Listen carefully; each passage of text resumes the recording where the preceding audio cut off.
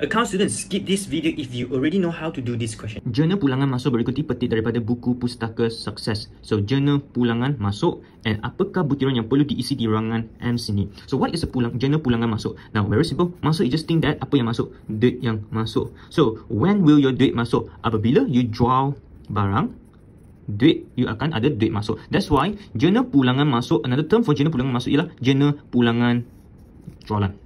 And when we look at this jurnal pulangan jualan, then you know that for M sini, okay, apakah butiran yang perlu diisikan? So, every time all these things ialah your ABT.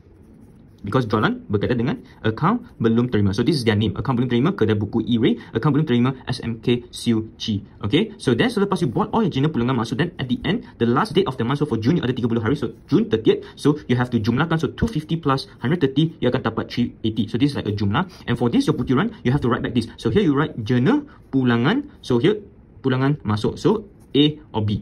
Okay, kalau sini they give you jurnal pulangan jualan, then you write back jurnal pulangan jualan lah. Okay, now the next question is, should it be on the debit side atau credit side? So very simple, this is a pulangan jualan. Now again, do you still remember I mentioned about abalim? Or if this is your first time seeing my question, then you have to know what is a abalim. So abalim, A stand for asset, B stand for belanja, A stand for ambilan, L stand for liability, H stand for hasil, and M stand for modal. So now we are focusing on this part, jualan. So first you ask yourself, what is jualan? Jualan is actually a hasil, because when you receive money, you jual, you receive money. So apabila terima duit, that is something like hasil lah, something that you get money. Okay, it's your pendapatan. So where is it? It is on the credit side, right now. Hasil is on the credit side. So kalau jualan is credit, then pulangan is macam terbalik. So pulangan of jualan, so terbalik of jualan means it will be on the debit side. So the answer is A. So pulangan masuk is on the debit side.